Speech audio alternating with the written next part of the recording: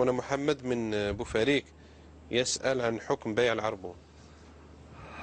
نعم يا أخي محمد من بوفاريك.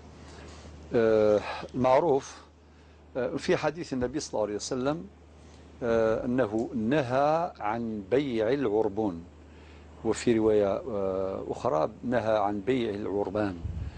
هكذا قال النبي صلى الله عليه وسلم عليه الصلاة والسلام. الفقهاء حينما نظروا في هذه المعاملة، البيع عن طريق العربون، حصل خلاف بين الفقهاء. جمهور الفقهاء قالوا بعدم الجواز، يعني أخذ ذلك العربون، يعني من الحج التي ذكروها أنه أكل للمال بالباطل، أكل للمال بالباطل.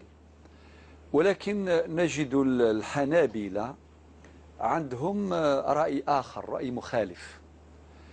قالوا بجواز أخذ هذا العربون لعدة حجج، لعدة أسباب، منها أن الأصل في العقود اللزوم.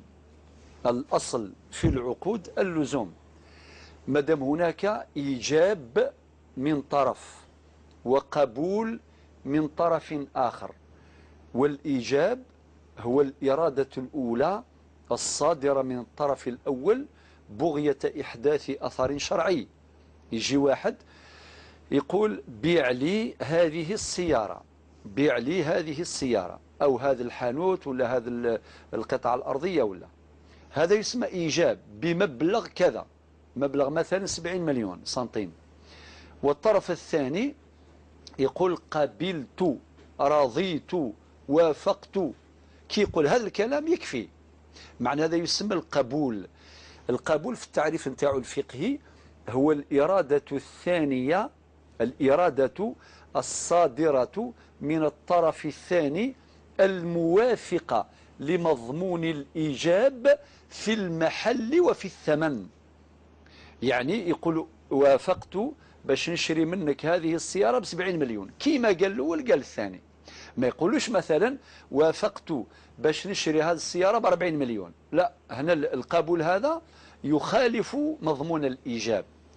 ولا هذاك الموجب عرض سيارة معينة يعني، والثاني القابل أو المشتري ذكر سيارة أخرى، هنا لا يتم، ما كانش عقد.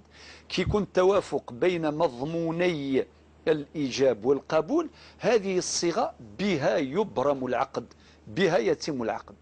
لذلك الفقهاء قالوا الأصل في العقود اللزوم. من نخذوا هذه القاعدة؟ من قوله تعالى في سورة المائدة يا أيها الذين آمنوا أوفوا بالعقود. هذه الآية الأولى من سورة المائدة، يا أيها الذين آمنوا أوفوا بالعقود. واستنبط الفقهاء أيضا قاعدة أخرى مفادها الوفاء بالالتزامات. هذه الآية نجيب لها آية أخرى في سورة قاف الآية 18، رب يقول ما يلفظ من قول إلا لديه رقيب عتيد. خرجت كلمة وهذه الكلمة تؤثر، تنتج أثرا. والعلماء أيضا قالوا أن العقود تبرم بألفاظ اللافظين. الأصل هو هذا، نعم. الكلام مقابل الكلام وينتج العقد. ويبقى ذلك التوثيق وهذيك الأمور كامل تاع تسجيل العقود وكذا في نقل الملكيات، هذا كله دخل في باب المصالح المرسلة في الفقه الإسلامي. اسمح لي محمد صاحب بينت المسألة باش نكونوا على الصورة. باش الآن رأي الحنابلة قال لك الأصل في العقود اللزوم. الأمر الثاني أن البائع حبس الشيء المبيع لفائدة المشتري. راح الإنسان للسوق باش يبيع السيارة نتاعو، وبعدين جاء المشتري وتفاهم معاه، والمشتري عطاله عربون، عطاله مليون، 2 ملايين، 3، ولاش عطاله. طيب هذا إذن جزء من الثمن. وهذاك البائع خرج من السوق على أساس أنه خلاص السيارة نتاعو تباعت، فقد حبسها لفائدة المشتري.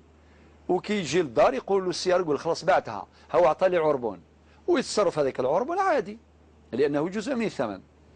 وجابوا الحجة الثالثة، قال لك تفويت فرصة البيع. يعني هذاك المشتري ماشي بعد يومين 3 أيام يندم، يقول له لا لا هذاك البيع ما تمش، رجع لي العربون. من هنا هذه بعض الحجج، ما حبيش نطول. قال الفقهاء الحنابلة أنه يجوز أخذ العربون. لذلك نقول لك الرأي الذي اقتنعنا به هو جواز أخذ هذا العربون إذا كان بهذه الطريقة كما شرحناها، ولكن ننصح برده، ورده من مكارم الأخلاق.